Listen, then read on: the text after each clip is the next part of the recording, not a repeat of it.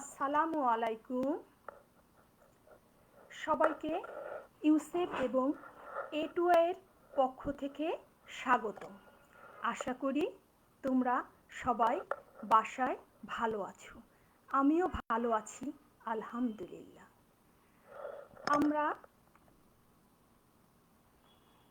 আমরা এখনো করোনা পরিস্থিতি থেকে উত্তরণ হতে পারিনি। সবাই লকডাউন পরিস্থিতিতে বাসায় অবস্থান করছি।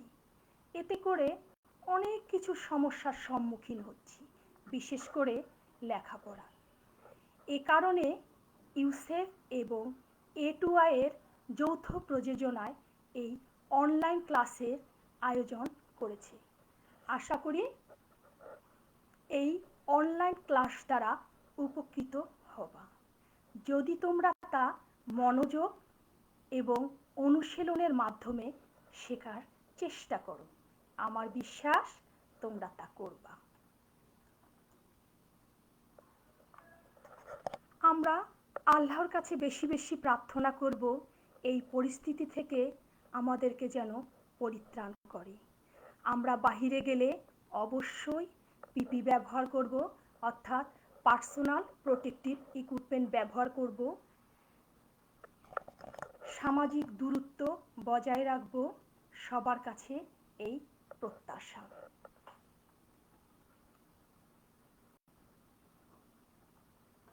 আমি Lubna Ahmed, instructor, garments finishing and quality control, Yusuf Mirpur technical school, Mirpur, Dhaka.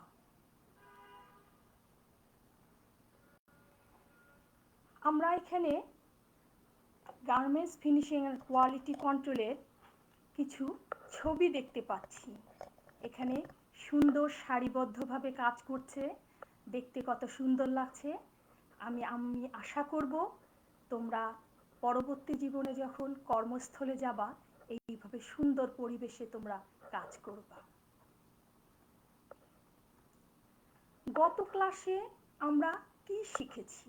গত ক্লাসে আমরা মেজারমেন্টের বিভিন্ন মাপ সম্পর্কে জেনেছি। বিভিন্ন মেজারমেন্টের কি কি মাপ থাকে, ইঞ্চির মাপ, সেন্টিমিটারের মাপ, এ সম্পর্কে আমরা জেনেছি। স্কেলে কি ধরনের মাপ থাকে সে সম্পর্কে আমরা জেনেছি।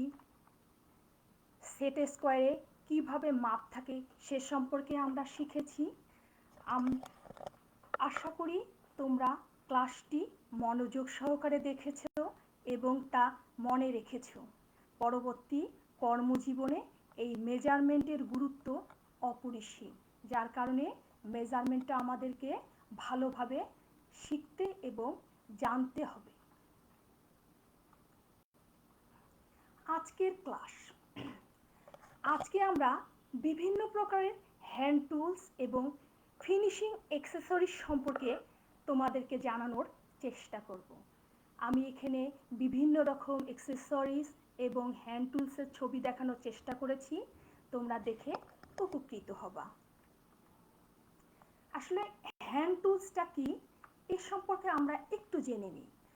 হ্যান্ড টুলস বলতে আমরা আসলে বুঝি যে টুলসগুলো আমরা হাতে ব্যবহার করি, সেই সব যন্ত্রপাতিকে আসলে আমরা হ্যান্ড টুলস বলবো, এবং সেটা বেশি ভারী হবে না, যেগুলো হাতে নিয়ে আমরা কাজ করতে পারি সেগুলোই মূলত হ্যান্ড টুলস। আমরা এখন দেখানোর চেষ্টা করব হ্যান্ড টুলস এর নাম এবং তার ব্যবহার বিধি সম্পর্কে তোমাদেরকে কিছু জানানোর চেষ্টা করব। আমরা দেখতে পাচ্ছি এবং হয়তো অনেকেই জানো, এটা হলো মার্কিং চক। এটা কাপড় কাটার জন্য দাগ বা ড্রয়িং করা হয়, যে কাটিং করার জন্য। এর কাজই হলো মার্ক করা। এটা আমরা হয়তো অনেকে দেখেছি, আবার নাও দেখতে পারি। এটার নাম হলো গিমলেট, অর্থাৎ যে কোনো জিনিসের পয়েন্ট মার্ক করার জন্য এই গিমলেটটা দেওয়া হয়। আমরা সাধারণত শার্টের বাটন এবং বাটন হোল যেখানে করা হয় সেখানে গিমলেটটা দিয়ে মার্ক করা হয়। আমরা এটা সবাই জানি, এটা সিজার। সিজার দিয়ে কি করা হয়? বিভিন্ন রকম কাপড় কাটা হয়। এটা হচ্ছে থ্রেড কাটার, অর্থাৎ সুইং সেকশনে কাজ করার পর বাড়তি যে থ্রেডগুলো অর্থাৎ বাড়তি যে সুতাগুলো থাকে সেগুলোকে কাটার জন্য থ্রেড কাটার ব্যবহার করা হয়। এটা আমাদের অনেকের বাসা বাড়িতে আছে, আমরা জানি এটা কম্বিনেশন প্লেয়ার। এর সাথে চিকন বা লোহা জাতীয় কোনো কিছু কাটা হয়, এটা অনেক অনেক ক্ষেত্রে কাজে লাগে। এটা আমরা অনেকে চিনে থাকি, এটা হচ্ছে স্ক্রু ড্রাইভার, কিন্তু স্টার স্ক্রু ড্রাইভার, অর্থাৎ এটার মাথা হলো স্টারের মতো। এটা বিভিন্ন ধরনের স্টার জাতীয় যে স্ক্রুগুলো থাকে সেগুলোকে আমরা টাইট এবং লুজ করে থাকি এই স্টার স্ক্রু ড্রাইভারের মাধ্যমে। আর একটা স্ক্রু ড্রাইভার দেখতে পাচ্ছি, এটা হলো ফ্ল্যাট স্ক্রু ড্রাইভার, অর্থাৎ এটি হলো সমান, অর্থাৎ এটা যে সমান যে স্ক্রুগুলো আছে অর্থাৎ ফ্ল্যাট যে স্ক্রু ড্রাইভগুলো আছে সেগুলোকে আমরা টাইট এবং লুজ দিই। এটা সাধারণত 3 ইঞ্চি, 6 ইঞ্চি এবং 9 ইঞ্চি, 12 ইঞ্চি বিভিন্ন মাপের হয়ে থাকে। এটা হচ্ছে নোজ প্লেয়ার, অর্থাৎ নাকের মতো লম্বা হয়ে আছে যার কারণে এটার নাম হলো নোজ প্লেয়ার। এর সাহায্যে মেশিনের বাহিরের যে যন্ত্রগুলোকে টাইট লুজ করার জন্য হয়, এটা আবার তার কাটার জন্য আবার ব্যবহার করা হয়। এটা আমরা দেখতে পাচ্ছি ছোট স্ক্রু ড্রাইভার, অর্থাৎ লিভ, অর্থাৎ যে ছোট ছোট যে স্ক্রুগুলোকে সেগুলো টাইট এবং লুজ করার জন্য এটা লিভ স্ক্রু ড্রাইভারটা ব্যবহার করা হয়। আমরা সাধারণত দেখি যে ববিন কেসের মধ্যে যে ছোট যে স্ক্রুগুলো আছে কিংবা মেশিনের অনেক সময় দেখা যাচ্ছে নিডেল লাগানোর সময় এই লিভ স্ক্রু ড্রাইভারটা ব্যবহার করে থাকি।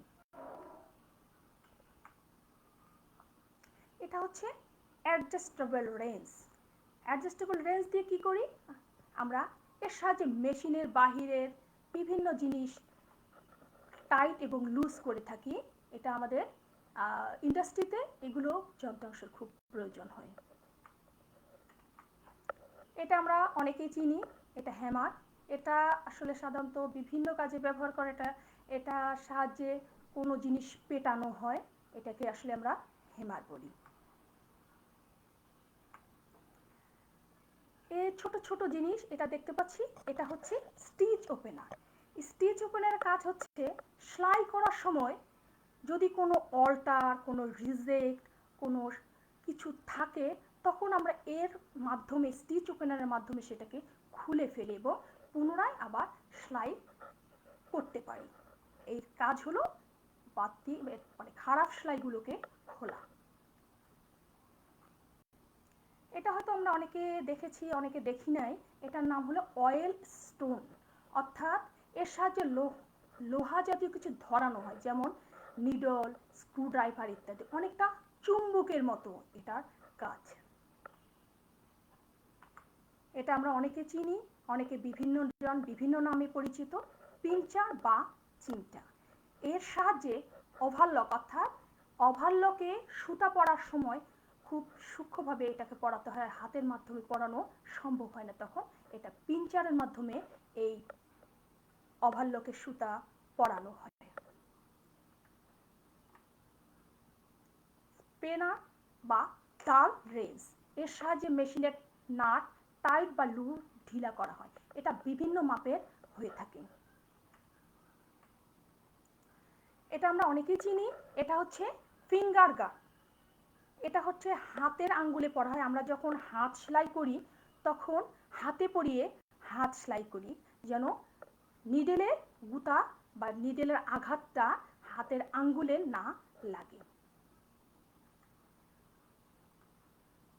এটার নাম হচ্ছে এলাঙ্কি, অর্থাৎ বিভিন্ন ধরনের ছোট ছোট অনেক স্ক্রু থাকে, সেগুলোকে খোলার জন্য এইটা হেক্সাগন টাইপ স্ক্রু লুজ এবং টাইট করার জন্য আমরা এই এলেঙ্কিটা ব্যবহার করি। এটা আমরা অনেকে চিনে থাকি, এর নাম মেজারমেন্ট টেপ, অর্থাৎ মাপের ফিতা। পোশাক তৈরি করার সময় শরীরের বিভিন্ন জায়গা এই মাপের ফিতা দিয়ে মাপা হয়, তাকে আসলে মেজারমেন্ট টেপ বলে। মেজারমেন্ট টেপে দুই ধরনের মাপ থাকে, একটা হলো ইঞ্চির মাপ আর একটা হচ্ছে সেন্টিমিটারের মাপ। আমরা দুইভাবে এই মেজারমেন্ট টেপ দিয়ে আসলে মাপ নিয়ে থাকি।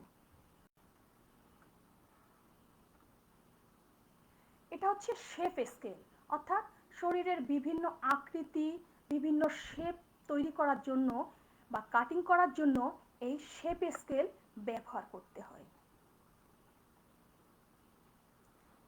এটা হলো স্কেল। এটা স্কেল আমরা বিভিন্ন রকমই ব্যবহার করে থাকি, যেমন স্টিলের, কাঠের, প্লাস্টিকের বিভিন্ন স্কেল আমরা বিভিন্ন জায়গায় আসলে ব্যবহার করে থাকি।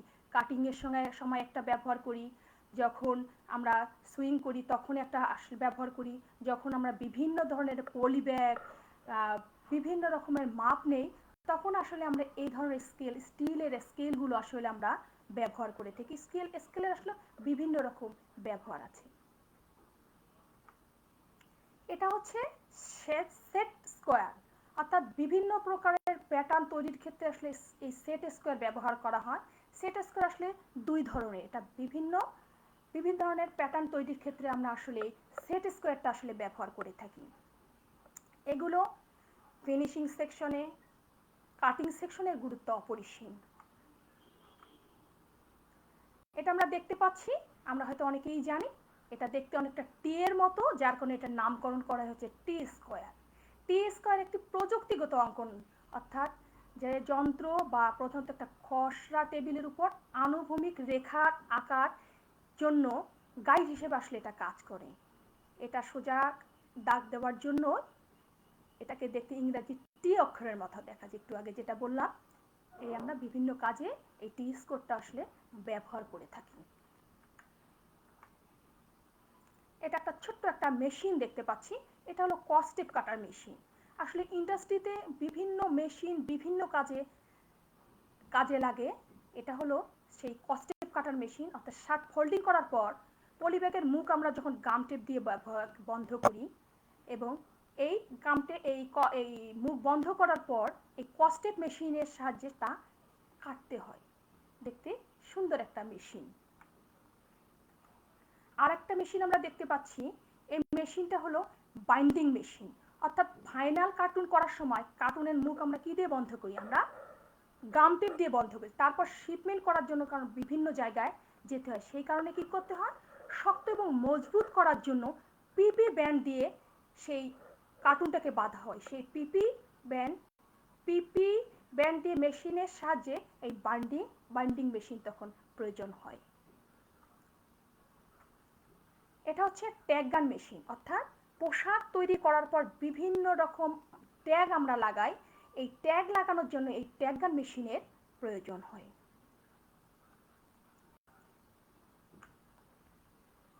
সুন্দর একটা মেশিন দেখতে পাচ্ছি, এই মেশিনটা হচ্ছে স্প্রে মেশিন, অর্থাৎ কোনো কাজ করার সময় হঠাৎ করে পোশাকে অয়েলের দাগ বা যে কোনো জিনিসের দাগ লাগতে পারে সেই পোশাকে দাগ উঠানোর জন্য এই স্প্রে দ্বারা দাগ উঠাতে হয়, সেই স্প্রে মেশিন। আমরা এতক্ষণ বিভিন্ন রকম হ্যান্ড টুলস সম্পর্কে জানলাম। আশা করি তোমরা এগুলো মনে রাখবে এবং কার্যক্ষেত্রে এটা প্রয়োগের চেষ্টা করবে। এখন আমরা এক্সেসরিজ সম্পর্কে জানবো। আসলে এক্সেসরিজটা কি, এটা কি ব্যবহার, এ সম্পর্কে আমরা জানব। এক্সেসরিজ হচ্ছে যে সকল মালামাল পোশাকের সৌন্দর্য বৃদ্ধি করার জন্য ফিনিশিং সেকশনে আসলে ব্যবহার করা হয়, যে উপকরণগুলো, সেগুলোই আসলে এক্সেসরিজ। আমরা বিভিন্ন প্রকার এক্সেসরিজের ছবি তোমাদেরকে দেখানোর চেষ্টা করছি, তোমরা মনোযোগ দিয়ে দেখো, মনে রাখবা ইনশাল্লাহ। এখন আমরা বিভিন্ন প্রকার এক্সেসরিজের নাম এবং তার ব্যবহার সম্পর্কে আমরা তোমাদেরকে জানানোর চেষ্টা করছি। এটা দেখতে পাচ্ছি হ্যাঙ্গার। তোমরা সবাই জানো যে এটা হ্যাঙ্গার। আসলে হ্যাঙ্গারের বিভিন্ন রকমের কাজ থাকে। যখন ফোল্ডিং করা হয়, বায়ার বিভিন্নভাবে সেটা রিকোয়ারমেন্ট দিয়ে থাকে, অনেক সময় হ্যাঙ্গার ফোল্ডিংয়েও চায়, তখন তাদেরকে হ্যাঙ্গার ফোল্ডিংয়ে করে দিতে হয় সেই হ্যাঙ্গার। এটা হচ্ছে হ্যান্ড ট্যাগ, অর্থাৎ পোশাকের শোভাবর্ধন করার জন্য এগুলো ঝুলিয়ে রাখা হয়। এটা আমরা অনেকে চিনি এবং জানি। এটা হলো পলি ব্যাগ। কাপ পোশাক ফোল্ডিং করা পোশাক আয়রন করার পর এই পলি ব্যাগে ভরানো হয়। এটা হচ্ছে কলার স্ট্যান্ড। কলারকে শক্ত এবং মজবুত করার জন্য ফিনিশিং সেকশনে এই কলার স্ট্যান্ড ব্যবহার করা হয়, এটা সৌন্দর্য বৃদ্ধি করার জন্য। এটা আমরা অনেকে চিনি এবং জানি। এটা হচ্ছে সাইজ স্টিকার, অর্থাৎ বিভিন্ন রকমের সাইজ, যেমন এস, এম, এমতে মিডিয়াম, এসতে লার্জ, এক্সএল, এতে এক্সট্রা লার্জ, বিভিন্ন ধরনের সাইজ স্টিকার এখানে দেওয়া হয়েছে। এটা আমরা সবাই জানি টিস্যু পেপার। হ্যাঁ, এখানে টিস্যু পেপার ব্যবহার করা হয় বিভিন্ন ধরনের দামি পোশাকের জন্য। আসলে টিস্যু পেপারটা ব্যবহার করা হয় কারণ সেখানে যেন হাতের ময়লা, কোনো কিছুর ময়লা যেন ওই পোশাকটাতে না লাগতে পারে, সেই জন্য টিস্যু পেপার ব্যবহার করা হয়। এখানে আমরা বিভিন্ন ধরনের ফোল্ডিং বোর্ড বা ব্যাকবোর্ড দেখতে পাচ্ছি। এগুলো আসলে বাইরের রিকোয়ারমেন্ট অনুযায়ী এই বোর্ডগুলো ফোল্ডিংয়ের সময় ব্যবহার করা হয়। নেক বোর্ড কলারকে শক্ত, নেককে শক্ত এবং মজবুত করার জন্য এবং এর সৌন্দর্য বৃদ্ধি করার জন্য নেক বোর্ডটা আসলে ব্যবহার করা হয়। এটা দেখতে পাচ্ছি পেপার ব্যান্ড, অর্থাৎ আমরা এই পেপার ব্যান্ড দ্বারা বিভিন্ন ধরনের প্যাটার্ন আমরা তৈরি করি, যেটা কাজে আমাদের লাগে, সেভাবে আমরা এই পেপার ব্যান্ড দিয়ে তৈরি করি। এটা আমরা জানি, এটার নাম হলো গাম টেপ, অর্থাৎ বিভিন্ন ধরনের কার্টুনের মুখ বন্ধ করার জন্য আমরা এই বড় গাম টেপ ব্যবহার করে থাকি বড় বড় কার্টুনের জন্য। এটা দেখতে পাচ্ছি, এটাও ধরনের স্কচ টেপ। এটা হলো স্কচ টেপ। এটা ছোট ছোট কার্টুনের মুখ বা বিভিন্ন কাজে আমরা এই স্কচ টেপটা আসলে ব্যবহার করে থাকি। এটা হচ্ছে ফিনিশিং সেকশনের আরেকটা অ্যাক্সেসরিজ, সেটা হচ্ছে বাটারফ্লাই। বাটারফ্লাই আমরা জানি প্রজাপতি। এটা আসলে নেকে এই বাটারফ্লাইটা দিয়ে নেকটাকে শক্ত এবং মজবুত করার জন্য আসলে বাটারফ্লাইটা ব্যবহার করে। এটা বিভিন্ন ডিজাইনের বাটারফ্লাই আমরা দেখতে পাচ্ছি এবং বিভিন্ন বিভিন্ন রকম বাটারফ্লাই বিভিন্নভাবে ব্যবহার করা হয়। এটা হচ্ছে বোথ সাইড টেপ, অর্থাৎ দুই পাশে যে টেপের আঠা আছে তাকেই বোথ সাইড টেপ বলে। অর্থাৎ যে কোনো জিনিস দুইভাবে ডিসপ্লে করার জন্য বা দুইভাবে দেখানোর জন্য আমরা আসলে এই বোথ সাইড টেপটাকে ব্যবহার করে থাকি। এটা হলো প্লাস্টিক স্টেপল, অর্থাৎ কাপড়ের ট্যাগ প্লাস্টিকের স্টেপল দ্বারা এটা লাগানো হয়। সেই স্টেপল প্লাস্টিক স্টেপল মেশিন তোমাদেরকে দেখানোর চেষ্টা করছি। এটা হচ্ছে বারকোড, অর্থাৎ একটা ইন্ডাস্ট্রিতে অনেকগুলো বায়ার একসঙ্গেই অর্ডার দিতে পারে, সেক্ষেত্রে ইন্ডাস্ট্রিতে এই বারকোডগুলোকে ব্যবহার করা হয়। কাপড় বান্ডেলিংয়ের সময় বিভিন্ন ক্ষেত্রে এই বারকোডগুলো ব্যবহার করা হয়। এটা আমরা অনেকে জানি। এটা হলো সাইজ স্টিকার, অর্থাৎ বিভিন্ন সাইজ এটার লাগানো থাকে এবং বিভিন্ন কাজে এই সাইজ স্টিকারটা ব্যবহার করা হয়। এটা হচ্ছে নাম্বারিং স্টিকার, অর্থাৎ বিভিন্ন নাম্বার 1, 2, 3, 4 বিভিন্ন নাম্বার থাকে এবং এই নাম্বারিং স্টিকার দ্বারা এই নাম্বার লাগানো হয়ে থাকে।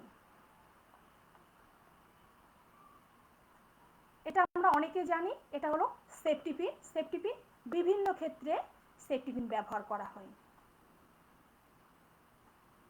এটা হচ্ছে সাইজ ক্লিপ, অর্থাৎ কাগজ আটকানোর জন্য সাইজ ক্লিপ ব্যবহার করা হয়, আবার অন্য অন্য কাজেও ব্যবহার করা হয়।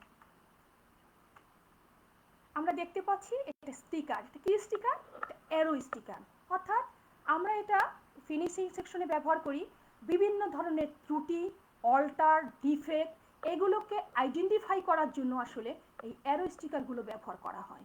এগুলো এই অ্যারো স্টিকার দেখলে আমরা বুঝতে পারবো যে ওইখানে ত্রুটি আছে এবং ওইভাবে সেটা আবার রিমুভ করা হয়।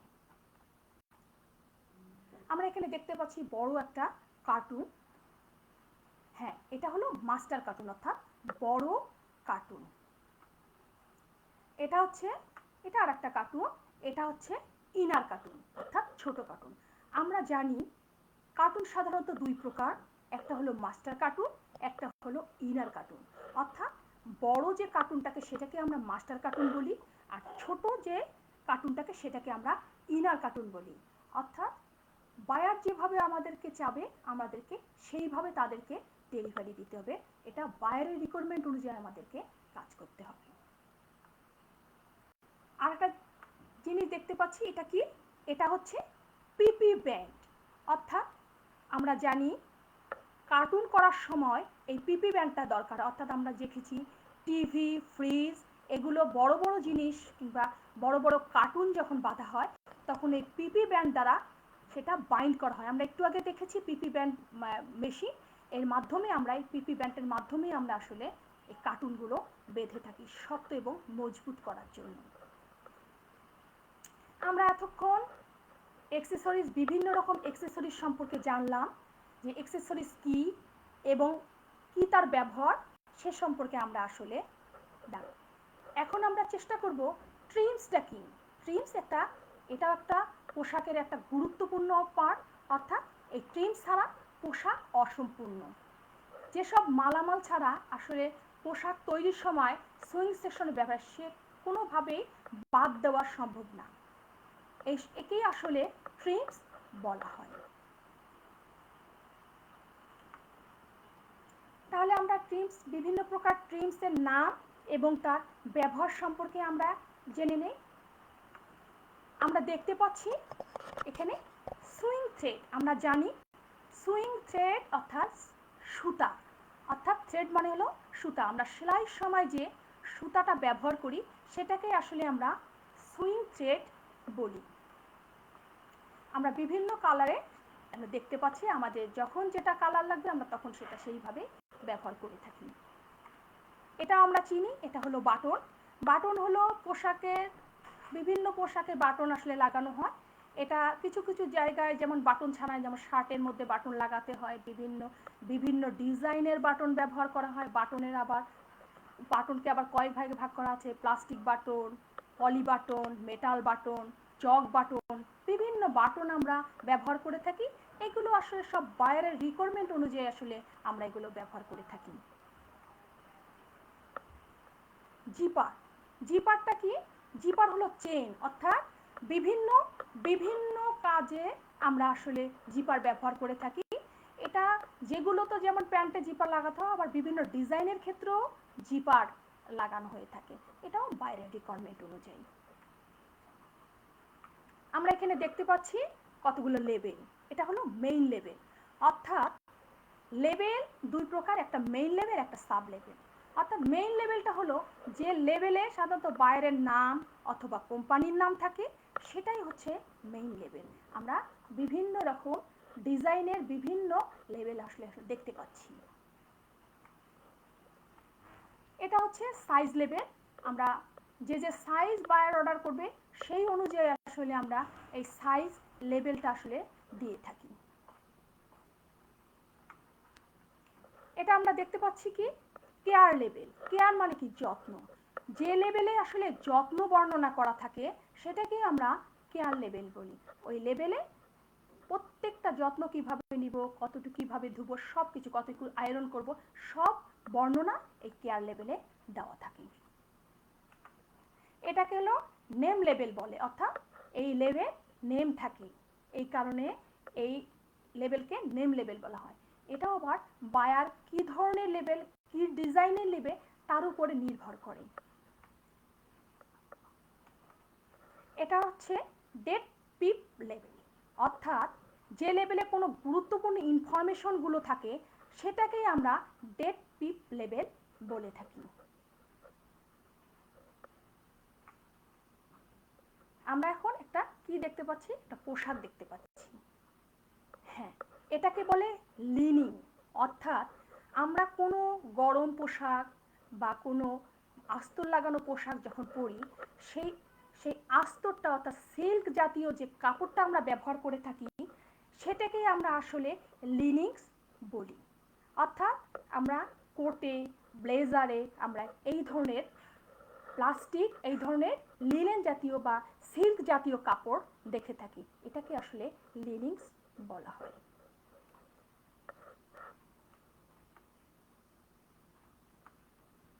এটা আমরা দেখতে পাচ্ছি, এটার নাম হচ্ছে ইন্টারলাইনিং। ইন্টারলাইনিং অর্থাৎ কাপড়কে শক্ত এবং মজবুত করার জন্য আসলে ইন্টারলাইনিং ব্যবহার করা হয়। ইন্টারলাইনিং হলো দুই প্রকার, একটা ফিউজিং একটা নন ফিউজিং। কোনোটা হলো আটা থাকে, কোনোটা আটা ছাড়া থাকে। যেটা আটার মাধ্যমে তাপ এবং চাপের মাধ্যমে দেওয়া হয় সেটাকেই আমরা ইন্টারলাইনিং বলি। এই ইন্টারলাইনিং আমার বিভিন্নভাবে ব্যবহার করা হয়, যেমন শার্টের ক্ষেত্রে কলার, কাফ, এগুলোতে অবশ্যই ইন্টারলাইনিং ব্যবহার করা হয়। আমরা সেই ইন্টারলাইনিং সাধারণত সাদাই হয়ে থাকে। এটা দেখতে পাচ্ছি, এটা হয়তো আমরা অনেকে জানি না, এটা হলো মোটিভ, অর্থাৎ কোনো ডিজাইন তৈরি করার জন্য কাপড়ে বসানো হয়, কোনো ডিজাইন কাপড়ে বসানো হয়, ওই কাপড়টাকেই আমরা আসলে, ওই ডিজাইনটাকে আসলে আমরা মোটিভ বলে থাকি। সেটা বিভিন্ন রকম ডিজাইন আমরা দেখানোর চেষ্টা করেছি, কয়েকটি ডিজাইন, এটা বিভিন্ন রকম ডিজাইন হতে পারে। এটা আসলে রিপ ফেব্রিক, অর্থাৎ আমরা সাধারণত জানি ফেব্রিক দুই প্রকার, এক হলো ওভেন আর এক হলো নিট। এই নিট ফেব্রিককে আবার দুই ভাগে ভাগ করা হয়েছে, একটা হচ্ছে রিপ, একটা হচ্ছে রিপ। অর্থাৎ যে কাপড় দিয়ে আমরা পোলো শার্ট এবং টি শার্ট তৈরি করি সেটা হলো নিট ফেব্রিক।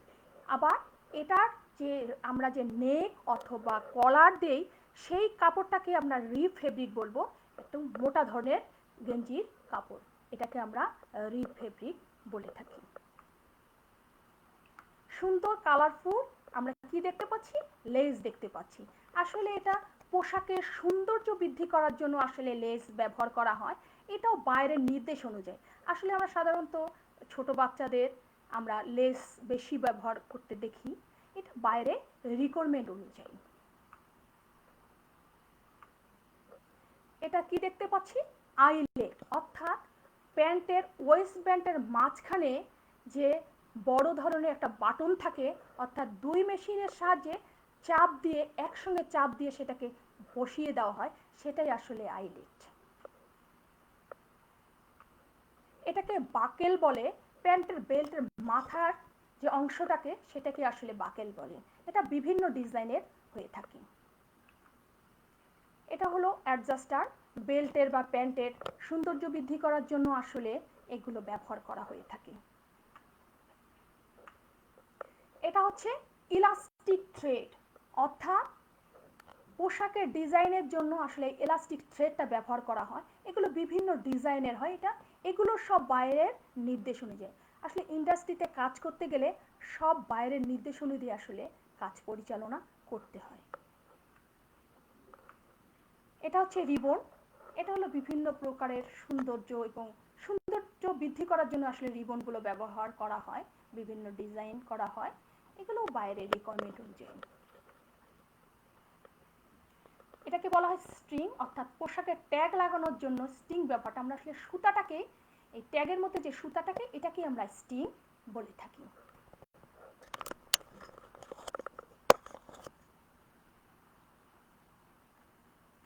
এটা হচ্ছে ড্র কর্ড, অর্থাৎ কোনো কিছু আটকানোর জন্য বিভিন্ন পোশাকে ড্র কর্ড ব্যবহার করা হয়। অর্থাৎ এটা জুতা ফিতাও হতে পারে, কোমরের বেল্টও হতে পারে, বিভিন্ন কাজে এই ড্র কর্ডটা আসলে আমরা ব্যবহার করে থাকি। এটা হচ্ছে পিপিং কর্ড, অর্থাৎ পিপিং কর্ড হলো গৃহস্থলীর সামগ্রী বা জুয়েলারি বা বিভিন্ন পোশাকের ডিজাইনের জন্য আসলে এই পিপিং কর্ডটা ব্যবহার করতে হয়, ব্যবহার করে থাকি।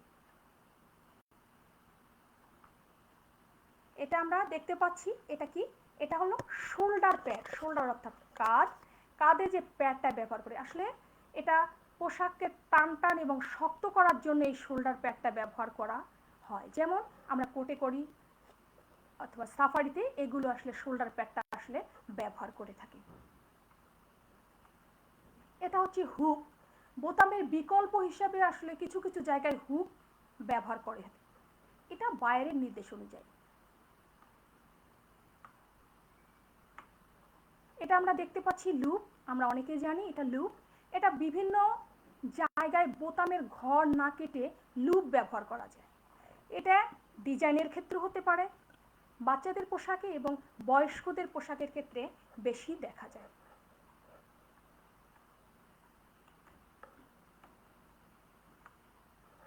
এটা আসলে এটাকে আমরা বলি টুইল টেপ, অর্থাৎ কলারের বা টি শার্টের বা রিপের মাঝখানে চিকন আকারে ফিতার মতো দেখা যায়, এটাকে আসলে আমরা টুইল টেপ বলে থাকি।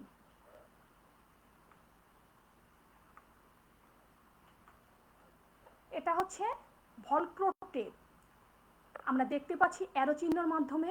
এটা কি আসলে বড় জ্যাকেট চেনের উপরে যে আঠার মতো দেওয়া থাকে বিভিন্ন ধরনের ব্যাগে, জুতায়, বিভিন্ন কাজে আসলে এই ভেলক্রো টেপের ব্যবহার করে থাকি। এটা আসলে অনেক সময় ম্যাজিক টেপও বলা যায়, এটা বিভিন্ন কাজে আসলে ব্যবহার করা হয়।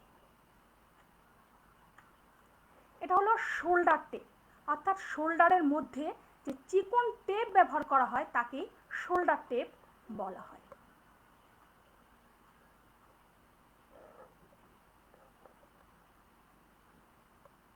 এটা হচ্ছে রিবেট, অর্থাৎ আমরা এখানে দেখতে পাচ্ছি রিবেটটা আসলে কি। হ্যাঁ, রিবেট হলো মেশিনে দুই পাশে দুই বাটন লাগিয়ে চাপ দিয়ে লাগায়। এটা আসলে পোশাকের সৌন্দর্য বৃদ্ধি করার জন্য আসলে এটা ব্যবহার করা হয় এবং এটা বাইরের নির্দেশ অনুযায়ী ব্যবহার করা হয়। এটা বিভিন্ন ধরনের রিবেট আমরা দেখতে পাচ্ছি এবং এটা বাইরের চয়েস অনুযায়ী আমরা এটা দিয়ে থাকি। আজকে আমরা আমাদের ক্লাসে যা যা শিখলাম তা একটু রিভিউ করি। আমরা বিভিন্ন প্রকার হ্যান্ড টুলস সম্পর্কে জানলাম, কি ব্যবহার, হ্যান্ড টুলসটা কি এ সম্পর্কে জানলাম। আমরা বিভিন্ন প্রকার অ্যাক্সেসরিজ সম্পর্কে জানলাম, আসলে অ্যাক্সেসরিজটা কি, এটা কি ব্যবহার, কিভাবে ব্যবহার করে এ সম্পর্কে আমরা জানলাম। আমরা বিভিন্ন প্রকার ট্রিমস সম্পর্কে জানলাম, আসলে ট্রিমসটা কি, এটা কি কাজে লাগে, এটা ছাড়া আসলে পোশাক সম্পূর্ণ হবে কি না এ সম্পর্কে আমরা জানলাম। আশা করি তোমরা এই ক্লাসটা মনোযোগ সহকারে শুনেছ এবং দেখেছ। আমি আশা করি এটা তোমরা মনে রাখবা এবং পরবর্তীতে আবার তোমরা দেখবা যেন তোমরা সেটা মনে রাখতে পারো। তাহলে আমরা আগামী ক্লাসে কি শিখব একটু দেখে নেই। হ্যাঁ, আমরা আগামী ক্লাসে একটা শার্টের কি কি মেজারমেন্ট আছে এবং কোন কোন মেজারমেন্টগুলো অবশ্যই করতে হয় এ সম্পর্কে আমরা জানব। একটি প্যান্ট কি কি মেজারমেন্ট এবং কোন কোন মেজারমেন্টগুলো আমাদেরকে অবশ্যই জানতে হবে এবং সেটা নিতে হবে এ সম্পর্কে আমরা ভালোভাবে জানব।